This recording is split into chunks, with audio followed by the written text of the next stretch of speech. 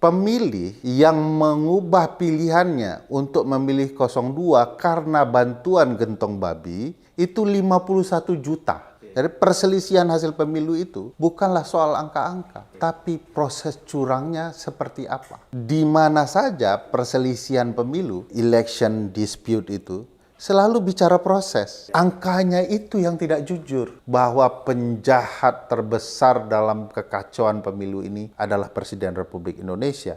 Dan itu terbukti. Semua membuktikan bahwa Presiden terlibat cawe-cawe. Bahkan Presiden sendiri mengakui bahwa dia cawe-cawe. Kalau Mahkamah Konstitusi yang memerintahkan Saudara Presiden Republik Indonesia Joko Widodo hadir, itu wajib untuk hadir tuh Bang.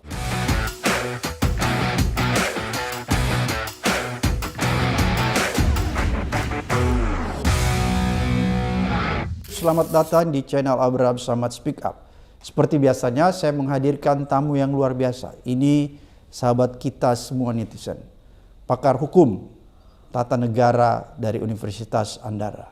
Bung Ferry Amsari. Assalamualaikum. Waalaikumsalam Bang. Sehat Bung Ferry? Alhamdulillah sehat Bang. Alhamdulillah, mudah-mudahan puasanya lancar ya. Amin. Bung Ferry, kemarin kita sudah lihat sidang perdana di MK ya. Yes. Baik paslon 1 maupun paslon 3 sudah tampil.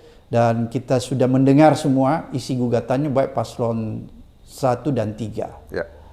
Dan yang lebih menarik lagi mungkin saya highlight paslon 03 itu dia lebih banyak menyoroti tentang perilaku Jokowi. Nepotisme. Itu saya lihat ya. Yes. Dia betul-betul menyoroti itu secara tajam. Kan banyak orang yang beranggapan nih Bang Ferry ya, orang awam, bahwa gugatan itu kan mengenai perselisihan ya, perselisihan hasil suara, hasil pemilu. Oleh karena itu kan orang sebut PHPU kan, perselisihan hasil pemilihan umum. Apakah dengan memasukkan seperti kemarin yang paslon 3 itu lebih banyak menyoroti tentang perilaku presiden yang dianggap nepotisme, dianggap cawe-cawe dan lain sebagainya, itu masuk dalam konteks gugatan yang memang sebenarnya bisa dibenarkan oleh MK? Ya, kalau sekedar membaca selintas PMK, mungkin orang akan salah paham. Ini kok ke arah presiden, gitu ya? Padahal presiden kan bukan peserta pemilu. Nah, perlu dijelaskan bahwa apa yang dijelaskan oleh Bang Todung Mulya Lubis kemarin adalah soal bagaimana cawe-cawe presiden mempengaruhi hasil pemilu. Nah, di titik ini sebenarnya terang benerang argumentasi permohonan yang disampaikan tim kuasa hukum 03. Sebab yang mereka ingin jelaskan hasil yang ada sekarang akibat presiden menggunakan kekuasaannya, menyimpangkan kekuasaannya, sehingga berubahlah hasil pemilu. Jadi yang dipermasalahkan itu tidak sekedar angka di ujung, tetapi apa yang menyebabkan angka di ujung itu timbul.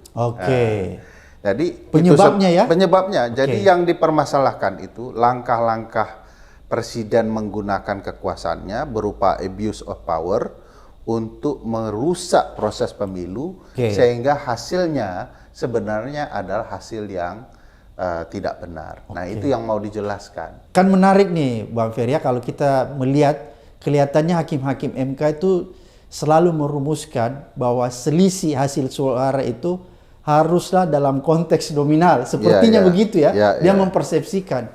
Nah, kalau kita melihat kemarin yang diuraikan baik paslon 03 maupun paslon 1. Paslon 1 juga menarik. Seperti BW mengutarakan masalah PJ gubernur itu kan. Sehingga perolehan suaranya itu sebenarnya kalau kita lihat bisa dikonversi ya. Kira-kira bagaimana Bung Ferry menjelaskan itu? Ya, hal yang sama ya. Saya enggak tahu ya, kubu 1 dan 3 sudah komunikasi. Kayaknya ini total football semua ya, menyerang ke pertahanan pelaku kecurangan pemilu. Jantung ini ya. Ke jantung pertahanan pelaku kecurangan pemilu. Mas BW dengan cerdiknya menggunakan angka-angka yang menjelaskan kecurangan yang dilakukan di tingkat daerah dalam penunjukan penjabat gubernur. Kalau di Dirty Vote dan peta kecurangan pemilu, baru sampai menjelaskan ada tugas kepada penjabat gubernur untuk menyukseskan 02 dengan berupa ada rekaman video penjabat yang memerintahkan pilih 02. Lalu mereka itu karena ditugaskan kira-kira DPT mereka yang akan mereka pengaruhi berapa. Nah itu hitungan Dirty Vote. Oke, DPT-nya ya? DPT-nya. Tapi sekarang sudah sangat faktual, konkret ini. Ternyata dari data itu ditemukan oleh tim kuasa hukum 01, betul sesuai dengan survei bahwa ada upaya penggiringan terhadap calon tertentu dengan penempatan kepala atau penjabat kepala daerah. Misalnya di Sulawesi Tenggara misalnya, angka keterpilihan itu luar biasa. Hampir tidak masuk akal dalam pemilihan presiden dengan 3 calon. Mereka bisa lebih dari 70%. Impossible ya? Ya, itu kan angka-angkanya semua di atas rata-rata. Sesuai dengan penjelasan Dirty Vote, fakta yang ditemukan di lapangan. Jadi, sekali lagi bukan bermaksud berbangga hati, ini sedih juga. Fakta di film ternyata terbukti dengan fakta di lapangan. Terkonfirmasi. Dan itu adalah, sekali lagi, angka-angka yang diharapkan membuktikan bahwa angka yang dihasilkan dalam pemilu ini penuh kecurangan, dan ini angkanya.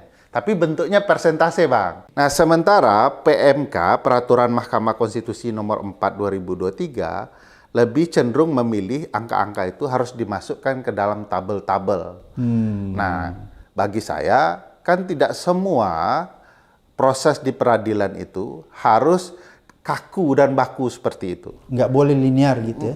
Di gugatan perdata tidak begitu, petun tidak begitu, dakwaan pidana juga tidak kaku, tidak ada pilihan baku.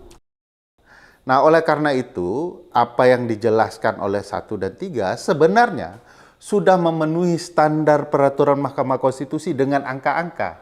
Hanya bentuknya ada yang persentase, ada penjelasan bahwa akibat kecurangan ini membuat tingkat keterpilihannya begini. Ini tidak fair gitu ya.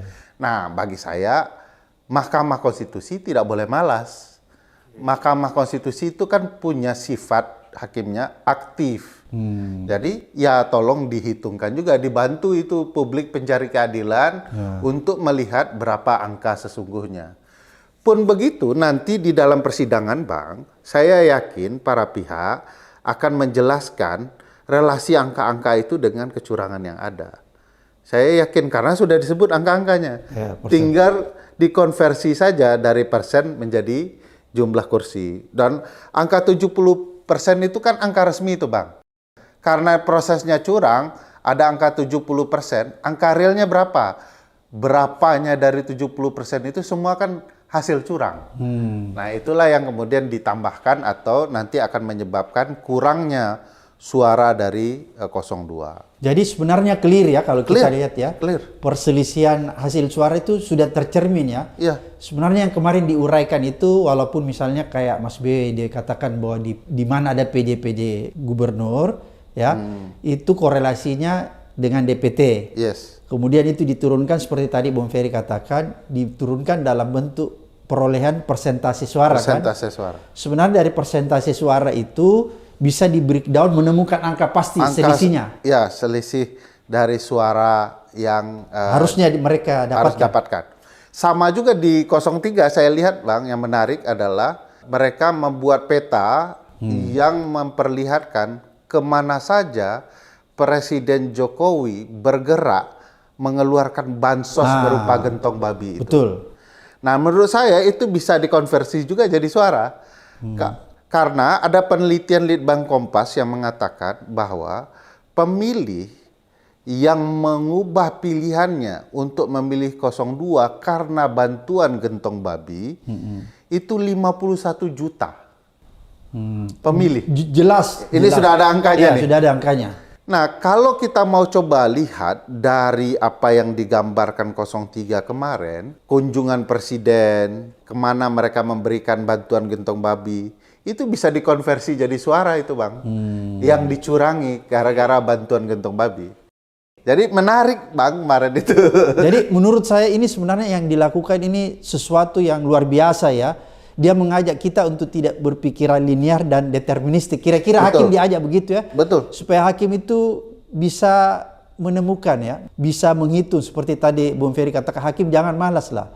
Dia harusnya bisa menghitung kan? Nah itu singgungan Prof. Mahfud kemarin Bang. Oke. Prof. Mahfud mengatakan dulu di masa lalu MK termasuk yang menggaungkan soal keadilan substantif. Nah yang substantif itu bisa dihitung dari presentasi-presentasi itu untuk menemukan rasa keadilan berpemilu kita. Nah mudah-mudahan seperti Abang bilang itu betul-betul membuat hakim tergugah dan betul-betul bisa menegakkan konsep keadilan substantif dari apa yang dimohonkan oleh 01 dan 03. Jadi sebenarnya hakim MK ini tidak boleh berpikiran normatif ya. Dia tidak boleh berpatokan pada keadilan yang istilahnya formalistik ya. Ya kalau angka-angka Bang, kita tinggal panggil anak matematika, anak teman-teman MIPA, suruh hitung, atau teman-teman statistika yang kemudian bisa ngitung dengan lebih jago begitu ya. Jadi kalau itu, tapi kan keadilan itu kan bukan sekedar angka-angka. Keadilan itu adalah bagaimana orang mendapatkan proporsi hak sebagaimana mestinya. Nah, adil nggak peristiwa pemilu kemarin? Itu yang kemudian digali oleh hakim. Kalau cuman ngitung-ngitung angka-angka, kayak nggak perlu begawan hukum, Bang. Tidak perlu pakar konstitusi, tidak perlu pakar hukum, Bang. Ngapain juga harus doktor S3-nya hanya untuk ngitung angka-angka. Oke, ini menarik nih. Jadi bahwa sebenarnya ini kritik kita juga ya terhadap MK. Masukan, sebenarnya masukan bukan kritik, bahwa seyogyanya hakim MK itu tidak melihat kepada angka nominal semata ya. Kira-kira seperti itu Bung Ferry? Betul Bang. Jadi kalau Abang pernah ke Padang, dari bandara belok kanan ke arah kota Padang. Oke, saya pernah. Ada sate Padang yang sangat terkenal. Ya. Yang orang kalau menghitung matematika berapa yang dia makan tusuk satenya, itu cepat Bang. Lebih cepat dari kalkulator. Oke. Nah, kalau memang soal hitung-hitungan itu jadi penting sekali, kita undang saja Ajo tukang sate ini untuk menghitung. Tapi kan bukan soal itu, Bang. Ini soal bagaimana memastikan rasa keadilan berpemilu betul-betul wujud. Angka-angka itu adalah salah satu saja dari puluhan proses yang bermasalah. Jadi konkretnya bahwa hakim harus mampu menggali rasa keadilan yang ada di tengah-tengah masyarakat. Makanya kan orang banyak mengkritik bahwa MK itu jangan jadi mahkamah kalkulator yang hitung aja. Cuma sekadar menghitung angka-angka. Oke. Kemudian Bung Ferry, kalau Anda melihat apa hal yang paling urgent kemarin, kalau Bung Ferry perhatikan ya, dari paslon 01, paslon 03 yang disampaikan yang membuat kita lihat terperangah ya. Akhirnya kan kemarin begini, setelah dibacakan, kalau saya mencoba mengambil ukuran saya nih masyarakat umum, bukan orang hukum. Ketika kemarin paslon 01, paslon 03 itu membacakan secara runtut dan detail, itu kan terbuka mata kita. Oh ini sebenarnya yang terjadi kan, kecurangan ini yang sebenarnya terjadi. Dan kalau kita boleh simpulkan, Bung Ferry, apa yang disampaikan paslon 01 itu mengkonfirmasi 1000% kebenaran dirty vote. Sebenarnya kan gitu kan? Seperti gitu. Kira-kira bagaimana Bung Ferry melihat? Kalau Abang puji gitu bangga aja kita. 1000%. Padahal saya coba mendudukkan posisi saya sebagai awam ya kemarin itu, bukan orang hukum. Saya lepaskan itu pengetahuan saya kemarin. Ada beberapa poin menarik yang disampaikan oleh Capres 01 dan 03. Kalau 03 ada plusnya ya, Cawapresnya ikut ngomong. Yang menarik adalah satu pilihan kalimat, jangan biarkan ini terus terjadi. Oke. Saya terbayang kalau MK membiarkan kecurangan ini, cawe-cawe presiden yang merusak demokrasi kepemiluan kita. Besok Bang, 2029, taktik yang akan digunakan oleh pihak dalam berkompetisi demokrasi adalah ayo curang sehabis-habisnya, separah-parahnya. Karena semakin curang kita, semakin tidak akan dibuktikan dengan MK. Jadi kok MK menjadi ruang untuk orang mengeluarkan taktik kecurangan di masa depan. supaya MK tidak bisa mengadili substansi keadilan, ya udah habisan-habisan saja curangnya. Toh dengan semakin panjang jarak angka curangnya, Ya, selisihnya. selisihnya, Ya. MK tidak akan membuktikan terlalu detail. Ya. MK tidak akan menganggap proses yang bermasalah. Cukup Anda harus buktikan angka curang ini dari mana. Nah, curangnya kalau berupa intervensi aparat, intimidasi pihak-pihak tertentu kepada pemilih, itu hasil tidak akan kelihatan apa-apa, Bang. Jadi ya udah intimidasi, intervensi, pengaruhi hasil, pastikan orang menerima korupsi berupa suap untuk memilih pasangan calon tertentu, sehingga nanti gapnya, selisih suaranya jauh sekali dan tidak terbukti. Malah rugi kalau curangnya nanggung, Bang. Ya. Karena angkanya bisa kemudian Selisihnya dibalikkan kecil. kecil. Gampang dihitung. Nah, makanya sekarang kecurangan yang besar-besaran itu menghasilkan selisih angka yang besar pula. Karena dia sudah mengantisipasi untuk Karena diangkat. dia ingin tidak bisa dibuktikan kecurangan itu melalui angka-angka. Oke, Itu tujuannya. Karena tidak mungkin orang bawa kontainer masuk di gedung MK kan? Yes. Kira-kira. Oke, berarti hakim MK ini tidak boleh berpikiran legal positivism. Kira-kira seperti itu ya. Dia harus mampu keluar dari format itu ya, agar bisa menemukan keadilan. Bung Ferry, menarik nih kemarin sanggahan dari Paslon 02 Yusril yang mengatakan bahwa sebenarnya kalau kita mempersoalkan tentang TSM, kemudian kecurangan pelibatan aparat dan lain-lain sebagainya, bukan selisih, itu bukan di MK, katanya gitu. Di Bawaslu. Di Bawaslu. Itu menurut Bung Ferry ini argumentasi yang keliru atau bagaimana nih? Saya ingin membantah pendapat Prof. Yusril Iza Mahendra dengan pendapat Profesor Yusril Iza Mahendra sendiri. Oke. Hal itu berbeda perspektif Prof. Yusril di tahun 2014 ketika beliau menjadi pengacara salah satu capres. Prabowo yang menggugat Jokowi ya. Beliau mengatakan bahwa kecurangan pemilu itu tidaklah soal angka-angka. Jadi perselisihan hasil pemilu itu bukanlah soal angka-angka, tapi proses curangnya seperti apa. Itu pernyataan Prof. Yusril. Nah, mungkin karena beliau lupa saya ingatkan gitu ya, bahwa di mana saja perselisihan pemilu, election dispute itu, selalu bicara proses. Nah, kenapa kemudian pembentuk undang-undang memisahkan ini? Karena sebagian tidak ingin juga pembicaraan di MK berupa bagaimana kecurangan terjadi. Mereka sama-sama pelaku kecurangan lah, kurang lebih begitu ya, para pembentuk undang-undang itu. Nah, mereka kemudian pisahkan menjadi hasil hanya di MK, proses TSM di Bawaslu. Padahal pembuat undang-undang lupa. Yang menciptakan mekanisme pembuktian proses TSM adalah Mahkamah Konstitusi sendiri. Melalui putusan nomor 41 PHPUD 2008. Jadi MK yang buat. Yang kedua, MK bisa mengabaikan ketentuan undang-undang kalau mereka merasa yang diganggu itu adalah konstitusi. Kan tugas MK adalah penjaga konstitusi, bukan penjaga angka-angka, apalagi penjaga Bawaslu begitu ya. Karena sebagai penjaga konstitusi yang dijaga adalah nilai-nilai konstitusional itu. Saya contohkan, Bang, pasal 22E ayat 1 Undang-Undang Dasar 1945 menyebutkan azas pemilu. Langsung, umum, bebas, rahasia, jujur dan adil, serta 5 tahun sekali. Itu azas berpemilu. Nah, kalau langsung, umum, bebas, rahasia mungkin sudah dijalankan, sudah pemilu langsung, orang kemudian rahasia, bebas menjadi masalah menurut 01 dan 03. Nah, saya mau tanya begini, bagaimana kita membuktikan telah dipenuhinya azas jujur dan adil? Itu kan tidak bisa angka-angka, Bang. Angkanya itu yang tidak jujur prosesnya, Bang.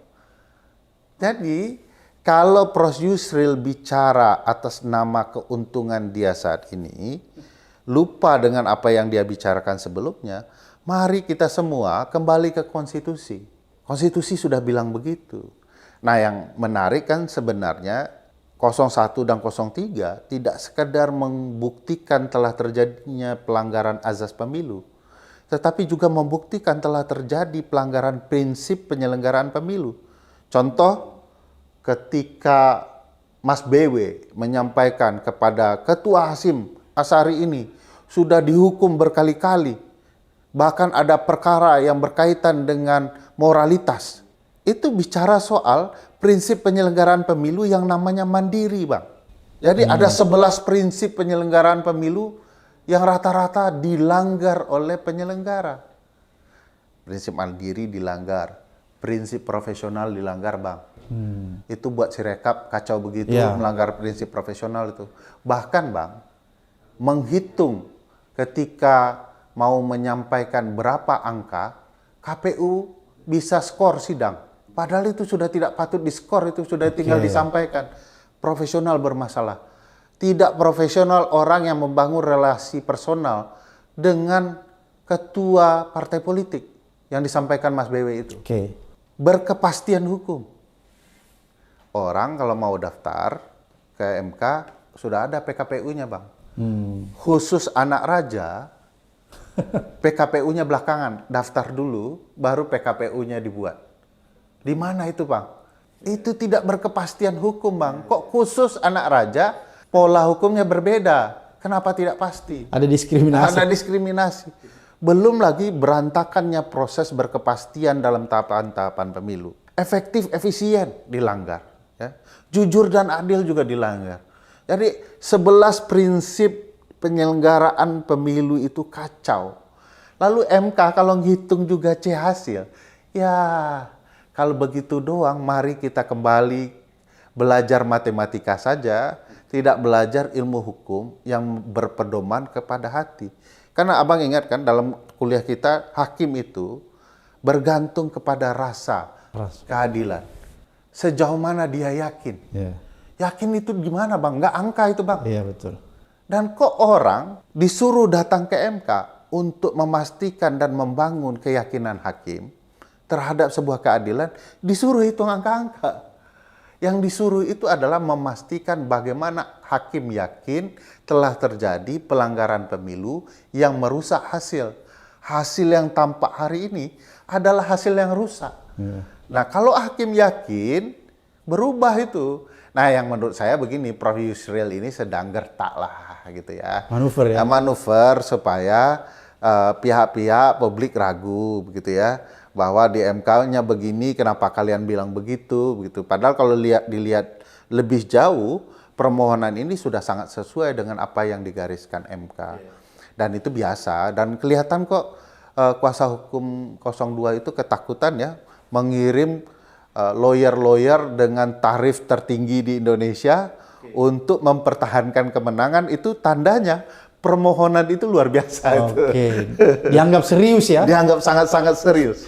Jadi kan menarik nih Bung Ferry ya, kalau kita lihat di MK itu kan paradigmanya seharusnya dia tidak boleh terjebak dengan paradigma legal positivism. Karena kalau dia terjebak dengan paradigma legal positivism, maka nanti orang semua disuruh menghitung kayak orang matematik ya, kayak kalkulator, terus kemudian disuruh bawa form C1, satu kontainer masuk ke gedung. Kan begitu kalau dia berpikiran legal positivism ya. Padahal kan sebenarnya dalam asas itu kan sudah kita lihat ya bahwa hakim itu harus mampu menemukan rasa keadilan. Rasa keadilan itu kan bukan sesuatu yang bisa dilihat secara kasat mata, matematis.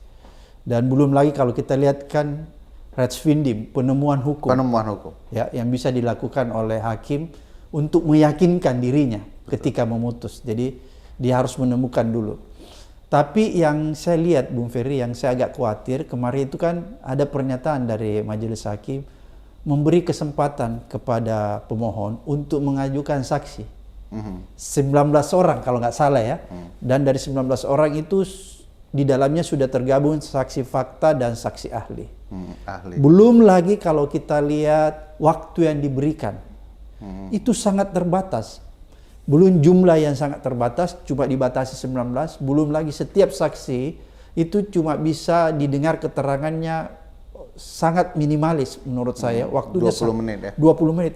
Apa yang bisa didapatkan dari seseorang ahli yang hanya menjelaskan 20 menit. Ya, memang soal waktu persidangan PHPU Pilpres ini dari awal sudah dipermasalahkan karena memang MK tidak punya undang-undang hukum acara sendiri. Itu gara-gara DPR dan Presiden juga ya malas membuat undang-undang. Atau sengaja digantung.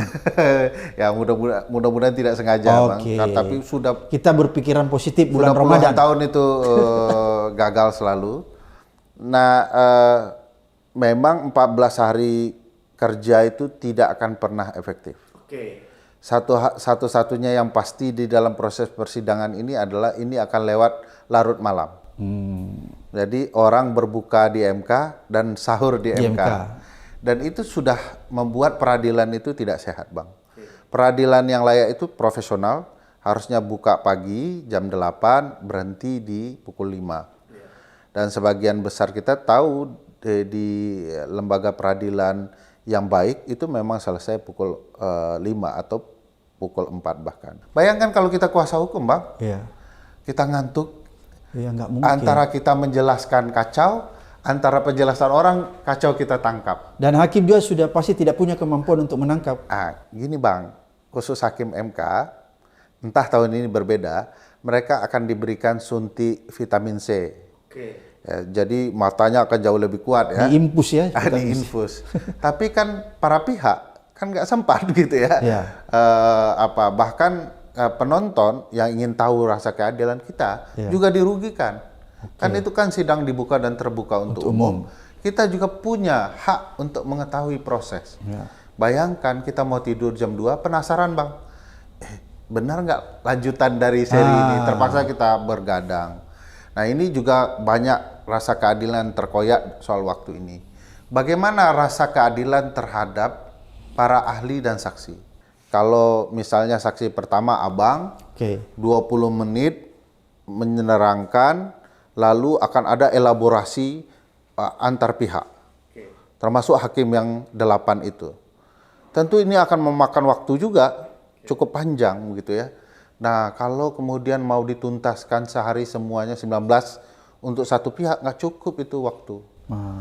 Artinya apa? Kita sedang membuktikan sesuatu hanya memenuhi saja. Prosedur. Bukan ya, prosedural demokrasi, prosedural justice. Padahal kita lupa substantif justice-nya. Bagi saya, kalau mau mencari kebenaran, memang tidak perlu dibatasi. Tapi kendala Mahkamah Konstitusi, waktu itu ditentukan undang-undang, Bang. Jadi yang menakutkan bagi hakim konstitusi, kalau mereka lewatkan waktu itu, maka putusannya bisa dianggap tidak sah karena salah. Jadi mereka akan memaksa. Memaksa itu korbanlah penonton, korbanlah para pihak, korbanlah para saksi, korbanlah para ahli. Karena mereka tidak diberikan waktu dan saat yang tepat untuk menyampaikan keterangannya. Jadi ini problematika. Saya nggak yakin itu akan betul-betul bermanfaat. Kalau kita belajar dari 2019-2014, para saksi yang menyampaikan kan sudah muter-muter itu, Bang. Bisa karena memang mereka tidak siap, bisa juga karena faktor larutnya malam, gitu ya. Nah, menurut saya di sini pula dituntut kebijakan baik para hakim dan para pihak. Saksi mana yang betul-betul mampu membongkar kebenaran, sehingga dia diberi waktu yang luas untuk menyampaikan kebenaran itu, dan ahli mana yang bisa menjelaskan problematika yang terjadi. Nah, kebijakan MK itu bisa sangat berubah-ubah, Bang. Hari pertama itu sudah berubah itu, Bang, kebijakan kalau Abang rasakan. Untuk 01 hanya boleh 2 lawyer.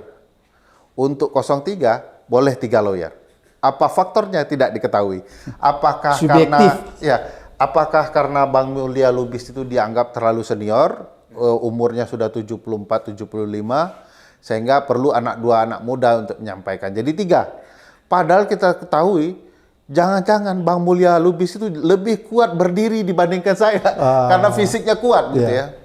Jadi ini juga sudah terlihat nuansa ketidakadilan gitu ya, walaupun itu kecil ya. Tapi mestinya hakim itu betul-betul adil, dan kalau memang memilih 2 dan 3 itu bagian dari keadilan, dia jelaskan. Saya sengaja memberikan hanya 2 kepada pihak 01 karena begini dan 03 karena begini. Ya. Sehingga seluruh orang mengetahui keadilan apa yang sedang ditegakkan. Oke. Nah, banyak faktor yang ke depan juga akan kita lihat di dalam sidang-sidang MK, termasuk soal bagaimana membongkar keterangan. Saya berharap Bang tidak hanya bergantung kepada 19 orang saksi dan ahli, tapi juga kesempatan memperlihatkan bukti-bukti rekaman, video, dan lain-lain yang memperlihatkan kacaunya proses penyelenggaraan pemilu, termasuk keterlibatan presiden. Bagi saya, apa yang disampaikan pemohon 1 dan 03, bahwa penjahat terbesar dalam kekacauan pemilu ini adalah Presiden Republik Indonesia. Dan itu terbukti tidak karena film Dirty Vote saja. Semua membuktikan bahwa Presiden terlibat cawe-cawe, bahkan Presiden sendiri mengakui bahwa dia cawe-cawe. Kalau hakim mau berjujur-jujur Bang, karena tuduhan itu banyak kepada Presiden, Presiden harus meminta Joko Widodo menjadi saksi. Tidak sekedar soal mau membongkar dia cawe-cawe. Sebagai warga negara Indonesia, Presiden Joko Widodo punya hak membela dirinya. Nah, dia harus panggil itu. Jadi ini kesempatan Joko Widodo membela diri, datang Kesempatan ke membela MK. diri. Saya sesungguhnya ngomong cawe-cawe itu salah, ya. Bukan itu yang saya lakukan. Saya tidak menggunakan fasilitas negara untuk menguntungkan 02. Saya tidak menggunakan pejabat gubernur untuk kemudian memenangkan 02. Saya tidak menggunakan bansos untuk 02. Dia buktikan. Maka dia perlu datang ya? Perlu datang. Kecuali dia tidak sanggup menerima kenyataan bahwa orang tahu dialah pelaku kecurangan terbesar. Oke, jadi seharusnya kalau hakim MK ini jujur dan mau menggali keadilan yang substansial, maka dia harus bisa menghadirkan presiden sebagai saksi karena yang tertuduh kan? Ya, dari kedua paslon ini semua ya kedua-duanya menyatakan aktor ya. Kecurangan adalah presiden, makanya presiden harus didengar. Jangan sampai tuduhan ini tidak benar. Kira-kira seperti itu ya. Karena saya yakin kubu 01 dan 03 atau pemohon 1 dan 2 pasti punya niatan memanggil saksi yang bernama Presiden Joko Widodo. Cuman saya yakin saksinya nolak gitu ya. Tapi kalau Mahkamah Konstitusi yang memerintahkan Saudara Presiden Republik Indonesia Joko Widodo hadir, itu wajib untuk hadir tuh Bang. Jadi kalau misalnya hakim MK memanggil Jokowi, tidak boleh ada alasan untuk tidak hadir ya? Oh tidak boleh dong. Secara Dia konstitusi kan harus menghormati proses persidangan. Dan dia harus nggak boleh diwakili? Tidak boleh diwakili. Kan biasanya dia bilang saya diwakili oleh yang lain, menteri lain karena kapasitas pemerintah nggak bisa. Itu dalam proses pengujian undang-undang, Bang. Pemerintahan dalam arti luas. Ini yang dituduh Presiden Joko Widodo cawe-cawe menyalahgunakan kekuasaan. Dia esa personal. Presidennya bukan pemerintahnya. Bukan orang lain. Presiden Jokowinya yang dituduh. Jadi dia harus datang ya. Harus datang. Menarik nih apa yang disampaikan Bung Ferry, membuka mata kita. Mudah-mudahan hakim MK mendengar ini supaya mengagendakan memanggil Presiden Jokowi. Tapi ada yang menarik Bang. Ini kan paslon 3 jauh hari sebelumnya kita lihat yang sempat disampaikan oleh kuasa hukumnya mungkin Henry Yosodiningrat bahwa ada polisi Kapolda yang akan mereka hadirkan sebagai saksi di persidangan MK. Tapi ternyata kemarin Pak Todung bilang sudah ada pernyataan dari Kapolri melarang Kapolda atau Kapolres untuk memberikan kesaksian di depan MK. Ini apa yang terjadi nih, Bu Ferry? Bagi saya itu pengangkangan konstitusional. Bahwa harus diingat tugas polisi pasal 30 Undang-Undang Dasar itu dan Undang-Undang nomor 2 ya soal Kepolisian Republik Indonesia meminta tugas sebagai aparat negara dalam bidang penegakan hukum, salah satunya adalah kepolisian. Untuk menjaga pertahanan keamanan. Sekarang ada polisi yang mau membongkar kecurangan, kerusakan pemilu, perusakan hukum, malah dilarang menegakkan hukum. Itu gimana ceritanya? Dan dilakukan melalui surat edaran Kapolri Republik Indonesia. Jadi aneh bagi saya ada perintah kepada polisi untuk tidak menegakkan hukum. Jadi itu bisa diterjemahkan bahwa itu tidak menegakkan hukum kalau tidak mau. datangnya? Bukankah para pihak punya hak untuk menemukan saksi agar terbongkarnya kecurangan pemilu? Kecurangan pemilu kan melanggar undang-undang. Oke. Pada tugas kepolisian menegakkan undang-undang. Nah sekarang dilarang oleh Kapolri. Kalau kemudian Kapoldanya mau memaksa menegakkan undang-undang, melanggar itu perintah atasannya, kena sanksi dia nanti. Melanggar hukum juga dia. Harusnya Kapolri dengan berbesar hati untuk saya siapkan anggota saya untuk membuktikan telah terjadinya kecurangan. Sebagai bagian dari tugas saya menegakkan hukum. Kecuali ada atasan Kapolri lain yang memerintahkan tolong anak buahmu dikawal. Nah, hanya ada satu orang yang merupakan atasan Kapolri, Bang. Siapa itu, Bang? Presiden Republik Indonesia. Oh, itu atasan langsung ya? Itu atasan langsung, nggak boleh dibantah itu, Bang. Oke, menarik nih, Bang. Kalau misalnya ini kan Polri ya yang melarang Kapolda ataupun Kapolres memberikan kesaksian di MK. Tapi kalau misalnya Hakim MK menganggap penting dan perlu menghadirkan Kapolda atau Kapolres untuk memberikan saksi untuk membuka tabir kecurangan ini, mana yang lebih tinggi kedudukannya di dalam hierarki ketatanegaraan kita? Misalnya kalau MK mengeluarkan surat panggilan, kemudian ada juga surat Kapolri yang melarang, mana yang paling tinggi hierarkinya sehingga yang mana dibawa bisa diabaikan? Apakah surat Kapolri itu lebih rendah dari surat panggilan Hakim MK untuk hadir? Memang susah sama lawyer ya, makin berat pertanyaannya. Analoginya sederhana, Bang. Oke. MK itu bahkan bisa memberhentikan dan terlibat dalam pemberhentian presiden.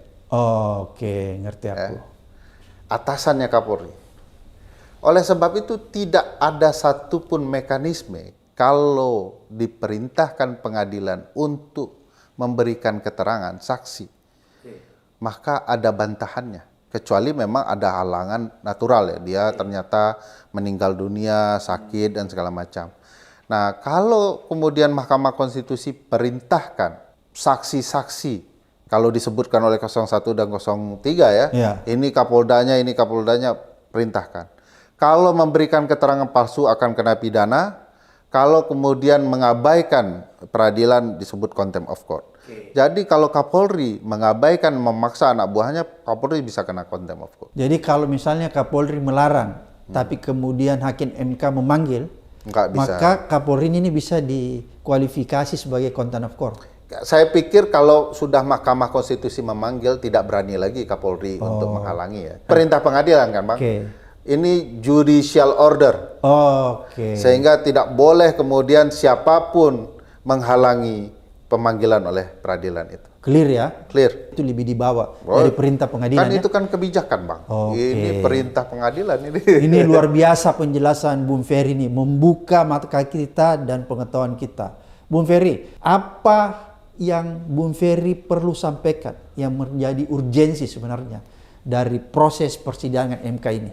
MK itu secara konstitusional menurut pasal 24C Undang-Undang Dasar 1945 berwenang mengubah hasil. Selama perjalanan pemilu setelah reformasi dari 2004, MK belum pernah punya keinginan menegakkan nilai-nilai konstitusional dalam perkara perselisihan hasil pemilu presiden, terutama jika kecurangan telah dibuktikan.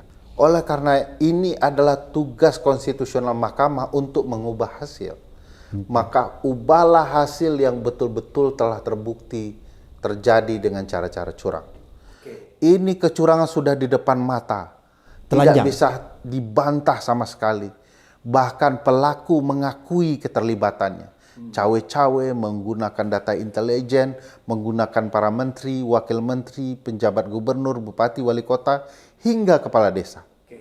Jadi bagi saya ini adalah panggilan konstitusional bagi Mahkamah Konstitusi menegakkan tugas mulianya menjaga konstitusi, bukan menjaga presiden. Jadi tugas MK ini menegakkan, menjaga konstitusi, bukan menjaga kewibawaan kepentingan presiden.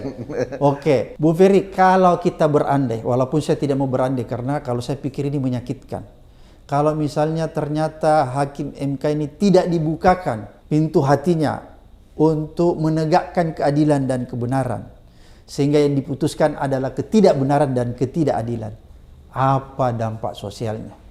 Pertama, Mahkamah Konstitusi itu menurut Undang-Undang Dasar adalah satu-satunya ya, penyelenggara negara yang dinyatakan sebagai negarawan. Satu-satunya, eksplisit kalimatnya di konstitusi. Kalau mereka tidak merasakan betapa buruknya proses penyelenggaraan pemilu kali ini, mereka tak patut disebut negarawan. Dampak sosialnya, setidak-tidaknya, semakin runtuhlah marwah peradilan yang bernama Mahkamah Konstitusi, semakin tidak percaya orang kepada Mahkamah Konstitusi. Akibat kalau Mahkamah Konstitusi tidak mampu menjaga konstitusi, maka seluruh perusak demokrasi konstitusional akan terus melakukan pengerusakan. Suatu waktu bukan tidak mungkin publik akan sangat kecewa dan marah kepada mahkamah. Harusnya ini 9 adalah orang yang betul-betul mulia. Bagi saya bukan tidak mungkin putusan mereka akan membuat mereka menjadi orang-orang yang terhina. Oke, Bung Ferry, apakah kalau misalnya ini MK sedang berlangsung, apakah masih tetap perlu juga hak angket? Hak angket itu selalu perlu untuk secara politis ada ruang penyelidikan untuk menemukan fakta-fakta yang mungkin tidak mampu dikembangkan di ruang sidang MK. Contoh pilihan pertanyaan Bang Abraham Samad tadi, bagaimana dengan Kapolda? Kan angket bisa memanggil Kapolri. Apa yang sedang Anda ingin sembunyikan dengan melarang para Kapolda dan Kapolres menyampaikan keterangan? Begitu terbongkar di angket, tentu itu akan membantu proses persidangan di MK dengan fakta-fakta yang baru. Dan sepanjang fakta itu keluar sebelum putusan, itu akan selalu bisa menjadi alat bukti tambahan untuk disahkan kembali oleh MK. Jadi sangat penting. Cuman begitu partai tertentu menyatakan menyetujui hasil, Nasdem, itu sudah berkurang 59 kursi kalau saya tidak salah. Itu sudah berat untuk terbentuknya pansus angket gitu ya. Jadi kalau usul masih bisa, usul angket masih bisa 25 lebih dari satu fraksi, 25 kursi suara anggota DPR masih bisa. Tetapi untuk menjadikan pansus angket sekitar 288 itu sudah sulit. Angka matematika sederhananya ini karena MK sedang jadi mahkamah kalkulator biasa juga. 314 kan koalisi di luar pendukung Pak Prabowo, 314 kursi. Kalau dikurang 59 sudah tidak sampai 288, Bang. Jadi bisa gugur di tengah jalan ya? Bisa gugur di tengah jalan. Kecuali Nasdem terpanggil kembali untuk membongkar fakta pemilu curang ini. Oke, menarik.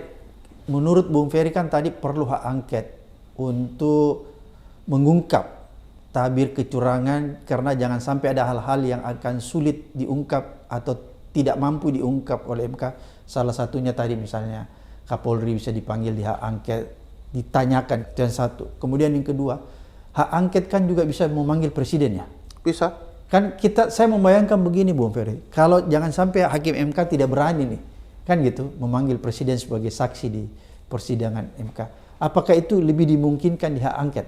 Kalau lebih memungkinkan menurut saya ya pasti secara politik dan hukum ya di Mahkamah Konstitusi, Bang. Kalau di angket bisa berdasarkan Undang-Undang MD3 setiap orang wajib memenuhi panggilan DPR terutama hak angket. Jadi ya wajib presiden pun kalau dipanggil iya. Tetapi kan sekali lagi ini soal jejaring politik di parlemen dan kita ketahui sebagian besar sudah dikendalikan kepentingannya oleh Presiden Joko Widodo. Oke, jadi berarti kita sangat berharap pada hakim MK untuk memanggil memanggil mendatangkan presiden untuk mengungkap kebenaran atau kecurangan yang sedang terjadi. Karena kalau di hak angket justru Bung Ferry melihat lebih sulit menghadirkan presiden. Karena komposisi kursinya ya. Kalau di MK kan ada kewajiban hakim untuk membongkar peristiwa. Dan salah satu tuduhannya presiden, ya panggil saja presiden. Dan itu wajib ya presiden datang. Bung Ferry yakin bahwa hakim MK akan berani memanggil presiden? Nah, soal keberanian itu kan soal iman tuh, Bang. Oh, oke. Iman konstitusionalnya setangguh apa, gitu ya. Bagi saya, mereka punya wewenang, mestinya mereka berani. Kalau dilihat komposisi, ada 3 orang pilihan presiden. Nah, kalau kita berharap kepada sisanya, masih ada kesempatan. Kalau kita ingat peristiwa 4 orang hakim konstitusi di putusan 90 yang menolak anak presiden menjadi calon, sudah ada modal 4 nih, Pak. Dalam proses persidangan, menurut saya kalau satu hakim saja menginginkan sesuatu akan dibawa di RPH, ini sudah ada 4 suara modal untuk memanggil presiden. Tinggal 1 lagi untuk kemudian memenuhi itu. Jadi menurut Bung Ferry, pemanggilan presiden untuk hadir sebagai saksi ini menjadi sesuatu yang sangat urgent. Super urgent untuk mengungkapkan kebenaran dalil bahwa presiden sudah menyalahgunakan kekuasaannya, menggunakan simbol-simbol kepresidenannya, menggunakan kabinetnya, menggunakan berbagai penyelenggara negara untuk kemudian memenangkan kubu tertentu. Nah, itu sebabnya salah satu fakta terbesar dan terpenting adalah dengan menghadirkan presiden agar fakta itu bisa terungkap. Berarti konkretnya kalau memang hakim MK serius untuk menggali keadilan yang substansial, maka tidak ada jalan lain, harus memanggil presiden. Wong presidennya yang dituduh, Bang. Oke. Saya pikir mudah-mudahan presiden menjadi warga negara baik, bersedia untuk dipanggil, bahkan menawarkan diri untuk dipanggil di dalam sidang MK. Terima kasih, ini luar biasa. Sama-sama. Pencerahan dan informasi yang disampaikan Bung Ferry selaku pakar hukum tata negara membuat kita tercerahkan sehingga kita bisa menemukan kebenaran yang ada di depan mata kita. Sampai ketemu di episode berikutnya di Abraham Samad Speak Up.